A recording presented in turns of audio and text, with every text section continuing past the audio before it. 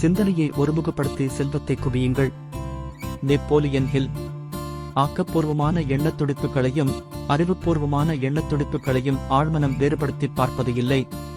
நமது எண்ணத் துடிப்புகள் மூலம் நாம் அதற்கு கொடுக்கும் விஷயத்தைக் கொண்டு அது செயலில் இறங்கிவிடுகிறது. துணிச்சல் அல்லது நம்பிக்கையால் தூண்டப்படும் ஓர் எண்ணத்தை எவ்வாறு ஆழ்மனம் நிறைவேற்றுகிறதோ அதேபோல் பயத்தால் தூண்டப்படும் எண்ணத்தையும் அது அவ்வாறே நிறைவேற்றுகிறது. ஆழ்மனத் தூண்டுதல் விதி உங்கள் எண்ணங்கள் பயணிக்கும் விதத்தை பொறுத்து உங்களை மேலே உயர்த்தும் அல்லது கீழே தள்ளிவிடும். நீங்கள் தோற்கடிக்கப்பட்டுள்ளதாக நினைத்தால் நிச்சயமாக தோற்கடிக்கப்படுவீர்கள்.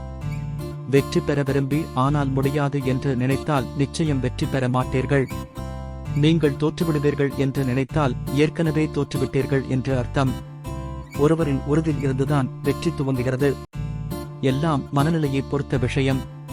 மற்றவர்கள் உங்களை விட சிறப்பாக திகழ்வதாக நீங்கள் நினைத்தால் உங்கள் எண்ணம் சரிதான்.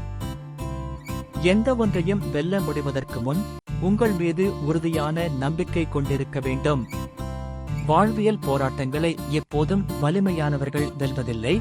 தன்னால் வெற்றி பெற முடியும் என்று நினைக்கும் ஒருவன் தான் இறுதியில் வெற்றி பெறுகிறான். தொடரும்.